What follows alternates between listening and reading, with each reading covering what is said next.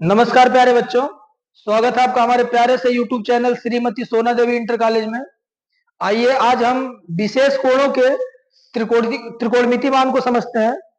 बच्चों को इन मानों को याद करने में बड़ी कठिनाई होती है। वो बार बार भूल जाते हैं कि साइन 30 का मान करड़ी में 3/2 था या 1/2 था। तो आज के बाद से ये वीडियो देखने के बाद से आपको कभी भी मान याद करने की नौबत नहीं आएगी।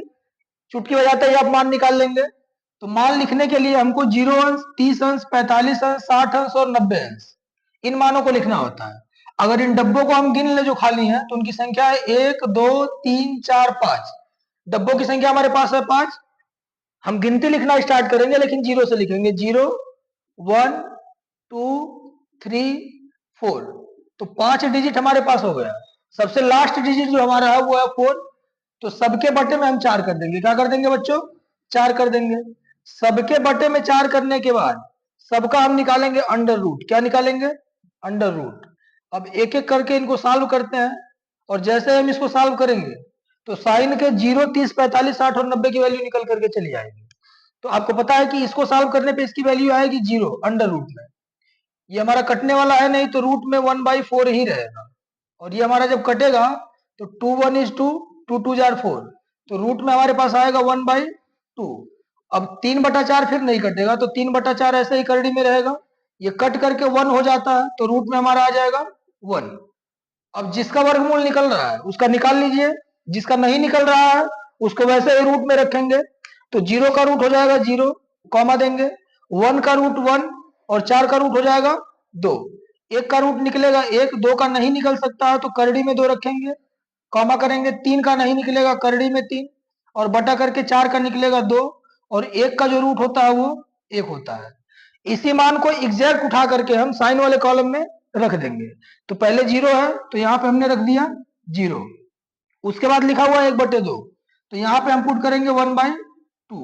इसके जस्ट बाद है 1 बटा करड़ी में 2 तो यहाँ पे अगला मान हम रखेंगे 1 बटा करड़ी में 2।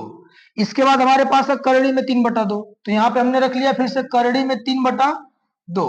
उसके बाद लास्ट वैल्यू हमारे पास 1 है तो हमने यहाँ पे 1 रख लिया। तो आप देख रहे हैं कितनी आसानी से हमने साइन का मान निकाल लिया। अब तो याद नहीं करना पड़ेगा। अब रही बात कास की तो रिवर्स ऑर्डर यहां से लिखना स्टार्ट करेंगे या फिर यहां से भी आप देख सकते हैं। पहले 1 है इधर लास्ट में तो हम यहाँ पे 1 लिखेंगे। उसके जस्ट बाद है करड़ी में 3/2 तो हम यहाँ पे करड़ी में 3/2 लिखेंगे। उसके बाद है 1 बटा करड़ी में 2 तो 1 बटा करड़ी में 2 रख दिया हमने। उसके बाद है 1/2 तो यहाँ पे हम 1/2 रखेंगे। लास्ट वैल्यू 0 है तो यहाँ पे हमने 0 रख लिया। तो आप देख रहे हैं कि काश की भी वैल्यू आसानी से निकल गई। अब रही बात tan की तो इसको हम इरेज कर रहे हैं। आप लोग स्क्रीनशॉट लेना चाहे तो ले सकते हैं क्योंकि हमको और ज्यादा लिखना पड़ेगा। साइन कास की वैल्यू निकालने के बाद हमें निकालनी है tan की वैल्यू। तो आपको बेसिक एक फार्मूला पता होगा ट्रिग्नोमेट्री में कि tan थीटा का जो फार्मूला होता है वो होता है साइन थीटा बाई करके कॉस थीटा। मतलब साफ है कि साइन थीटा की वैल्यू में कॉस थीटा की वैल्यू से डिवाइड कर दें तो वैल्यू किसकी निकलेगी बच्चों? tan थीटा की वैल्यू निकलेगी। तो ये जो बीच वाली लाइन आपको यहाँ पे दिख रही है ब्लू कलर की जो साइन और कॉस के बीच में से गई है इसको बटे की लाइन समझ लीजिए। काम हो जाएगा। 1 से 0 को डिवाइड करेंगे कितना आएगा? 0। यहाँ 2 से 2 कैंसिल हो जाएगा तो ऊपर वाले ब्लॉक में 1 बचा और नीचे वाले ब्लॉक में √3। अब ये दोनों सेम सेम लग रहा है तो सेम नंबर को सेम नंबर से डिवाइड करते हैं क्या आता है बच्चों? 1 आता है। इसमें 2 से 2 डिवाइड हो जाएगा तो ऊपर बचा हमारे पास √3 और नीचे 1 बच रहा है। 1 लिखा नहीं जाता है। किसी भी नंबर को 0 से डिवाइड करते हैं तो आंसर आता है इनफाइनाइट, अनंत, अपरिमित या अपरिभाषित। तो हमने 3 मान निकाल लिए साइन कास और tan का। अब जैसा कि आपको पता है कि जो साइन की वैल्यू होती है अगर उसका व्युत्क्रम कर दें तो वैल्यू निकल जाती है किसकी? कोसेक की। कास की वैल्यू का व्युत्क्रम कर दें तो सेक की वैल्यू निकलेगी। tan की वैल्यू का व्युत्क्रम कर दें तो काट की वैल्यू निकलेगी। तो आइए एक एक करके व्युत्क्रम करते हैं। बाकी कोसेक सेक और काट का भी निकाल लेते हैं। तो 0 का जो व्युत्क्रम होता है वो होता है बच्चों अनंत। 1/2 का व्युत्क्रम करेंगे 2 ऊपर चला जाएगा, 1 नीचे आएगा। 1 लिखते नहीं हम लोग, बटे में 1 नहीं लिखेंगे तब भी चलेगा। इसका भी व्युत्क्रम करेंगे करड़ी में 2 ऊपर जाएगा, 1 चला आएगा नीचे जिसको हम लिखेंगे नहीं। उसके बाद इसका भी व्युत्क्रम करेंगे तो 2 ऊपर जाएगा और करड़ी में 3 आ जाएगा नीचे। और 1 का व्युत्क्रम करें या कुछ भी करें वो तो 1 ही रहेगा। इसको हमने सॉरी इसको हम 1 ही लिखेंगे। क्या लिखेंगे बच्चों? इसको हम 1 ही लिखेंगे। यहाँ पे 1 ही लिखा जाएगा। तो ये हो गया हमारा 1। अब आपको पता है कि काश का व्युत्क्रम करेंगे तो वैल्यू किसकी निकलेगी, सेक की निकलेगी।